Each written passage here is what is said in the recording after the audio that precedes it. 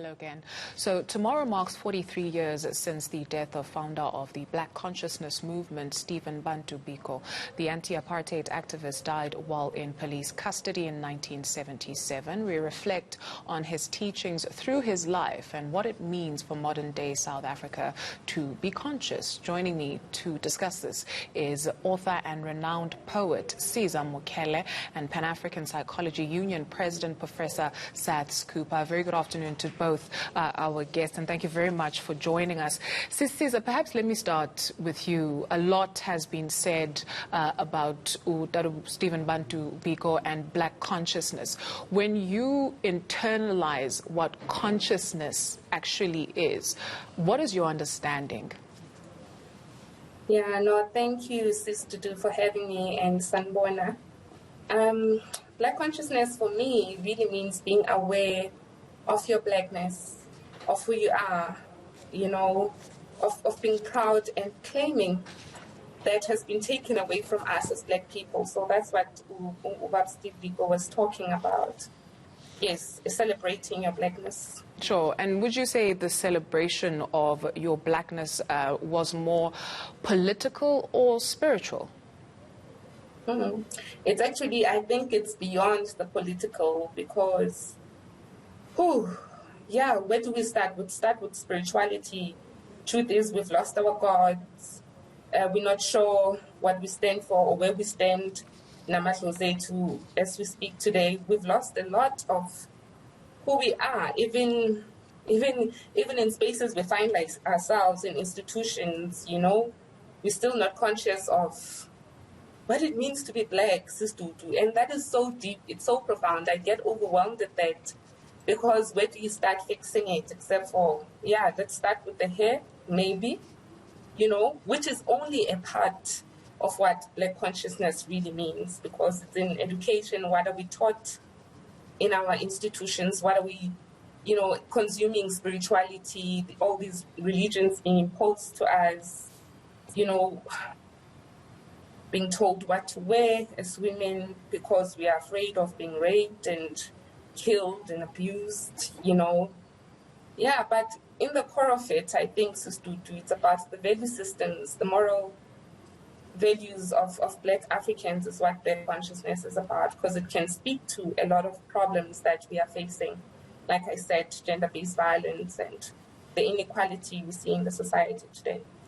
Professor Cooper, hearing a young person of South Africa today characterize or describe what Black consciousness means for them, let's go back to a time when you were young and deep in the movement. If you can capture the spirit of what it is that it was trying to do at the time for us, please.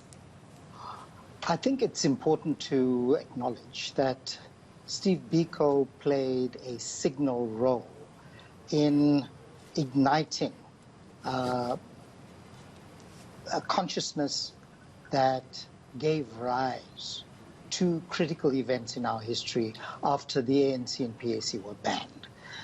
We as young people in our late teens, early 20s, and remember that Steve Biko's main writings were when he was in his early 20s. When he was banned in February 1973, he could not write again. And all his works that still survive to today have Resurrection in The Fees Must Fall, and Black Lives Matter, and Rhodes campaigns, and against memorialization of colonialism, was when he was very young. So we claimed a sense of agency. We took that agency when there was a blanket of fear that had engulfed the whole of the country. People were terrified to speak and talk about their condition. We took that opportunity as all Black, and we then decided to create an organization for students, being intellectuals ourselves, and then created a political organization, other youth formations, and so on. And the largest number of organizations ever to be banned in this country by the apartheid regime were black consciousness organizations 5 weeks after Steve Biko's murder. And Mandela himself said very aptly in 2002 of Biko, they had to kill him to prolong the life of apartheid. And what we're seeing now, what Siza is talking about, what young people, the so-called born frees out there are crying out for, is a sense of identity, a sense of togetherness, which they don't find in our chaotic situation, particularly under the restrictions imposed by emergency health regulations. So we are confronted with all these issues, and then we have the audacity of putting forward a European visage, lesser pigmentation and straight hair on the southern tip of Africa as the epitome of desirability. There's something wrong with that picture, and that picture has to change. And it's not going to change unless black people come together and decide to end it. We can carry on doing things where there'll be boardroom changes. We will have half a foot forward and 2 steps backward.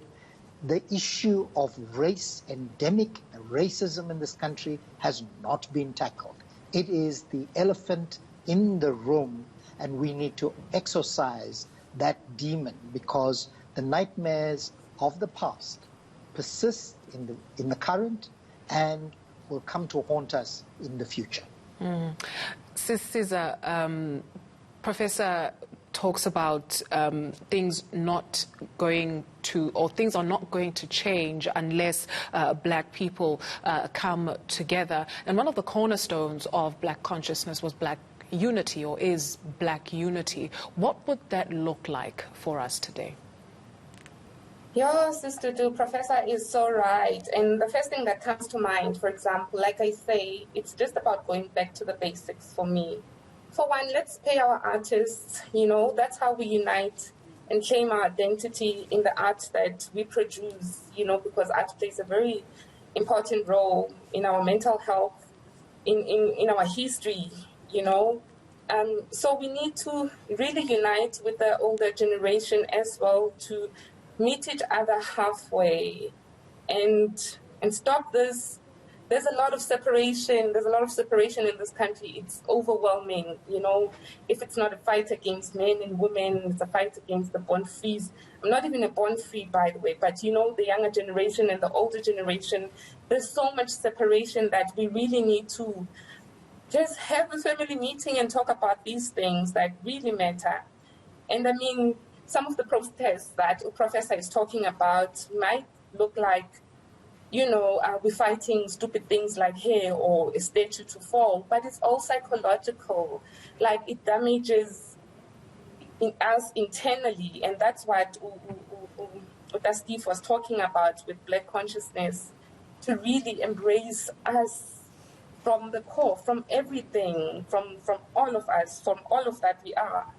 I mean, Professor Cooper, you know, you talk about black unity, and Stephen Bantu Biko was not talking just about black unity in South Africa, but on a continental level. When you talk about, you know, yes, they may have killed his body, but he has resurrected through a number of movements, or through a number of young people that we are seeing today embodying his spirit. How close was his heart to the liberation of the continent?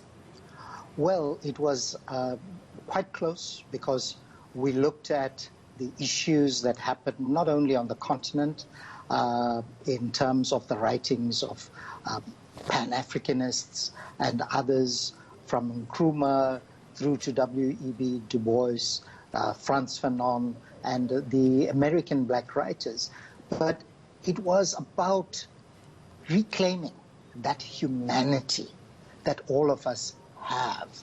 And it's important to recognize that very, very early we knew, and the science told us, that humanity started in this part of the world. The Great Rift Valley that stretches from the east coast of Africa down to Cape Town, where the oldest ethnic group on earth, the Komani San, we can trace throughout the world, some 95-96% of our DNA or the world's population can trace their origins to that oldest living group that borders Namibia, South Africa, and Botswana in the southern Kalahari. So that was an important issue. And that's why his voice resurrects. That's why during this month, outside of the boring speeches that are made by officialdom about heritage and the perennial holiday on the 24th, which has become a National Braai Day, it's Biko and his spirit that is celebrated. And it's also noteworthy that when Mandela talks of they had to kill him, he knew that Steve Biko was on a unification mission. He was uniting the different segments of the liberation movement, and he was due to meet with Oliver Tambo outside the country. He had an unfortunate meeting in the Western Cape where somebody sold him out, and he and Peter Jones were arrested on the 18th of August, and he was kept in those terrible conditions. And all the documentation says he was a serious threat, as it is now when young people claim their blackness. Others, a minority in our society, get offended because they cannot deal with themselves. And I must say this, that I've never come across a racist who is bigger than life. If we take away that thin veneer of external pigmentation from a racist, there lies an insecure, frightened, inadequate person who wants to portray himself. It's usually a him and followed by a few she's that want to dominate the image of what humanity is. They need to wake up to the reality. We're a diverse world. We are who we are. At a personal level, identity is very quintessential, but it's also a public affirmation. And unfortunately, in our society, we inherited the racial classifications of the past, which still cause a rancor. And that's largely because at the Rendezvous of Victory in 1994, we had half human beings accepting freedom. So how do you expect that people terrified, that except for the giants like the Mandelas who could rise above it, those who were tortured, those who feared the security establishment could meet them eyeball to eyeball. And that's why that entitlement of narrow whiteness is still amongst us today, and we need to get rid of that. So, Siza, a final thought as we conclude our conversation. You meet people from around the continent, or you visit a number of places around the continent, and people love South Africans genuinely. Oh, you're from South Africa. Oh, wow.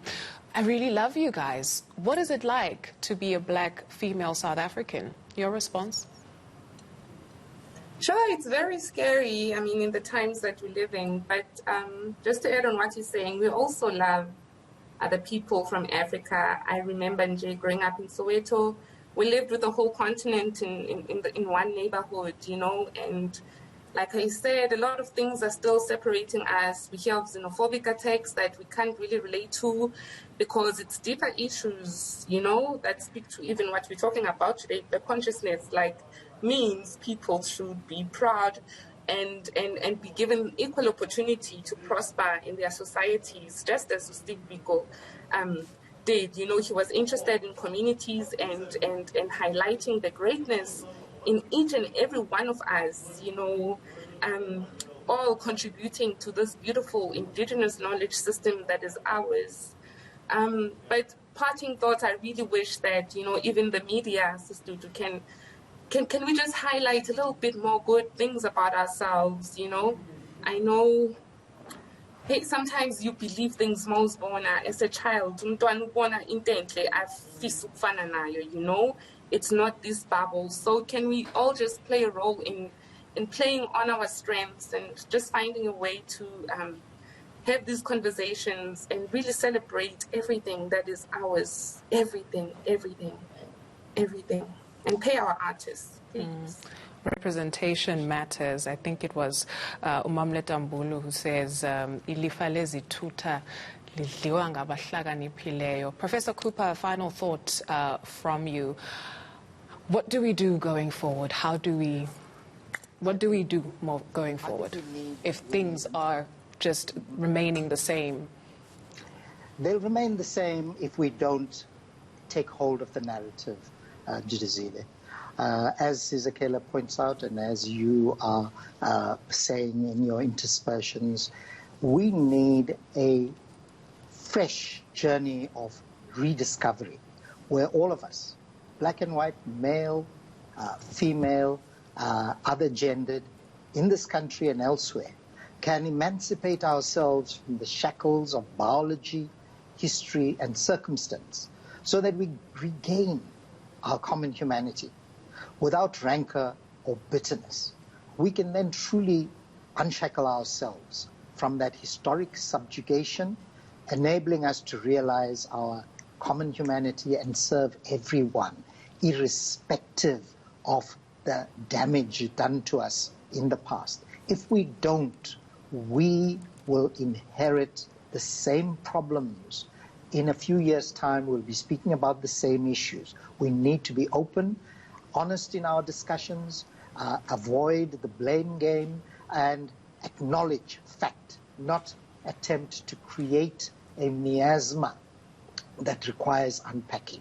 That truth will lead to a better society, a better people, and we can make our mark in the world. We can restore faith in our country, in ourselves, and the beacon that Mandela and Biko stood for will resurrect itself worldwide. For your time and reflection this afternoon, we say thank you very much. That was author and renowned poet Siza Mokhele, as well as Pan-African Psychology Union President Professor Saths Cooper. Always a pleasure being in conversation with you. Touch after 3:30, a reminder of your headlines.